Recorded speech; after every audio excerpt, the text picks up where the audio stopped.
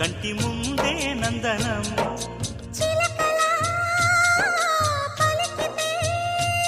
ఉండిపోదా సంబరం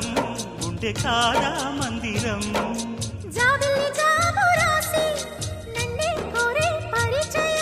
పున్నగ పూలు పూసే వన్నే చిన్నే రసమయం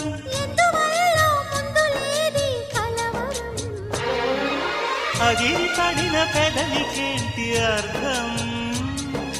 అడుగుతోంది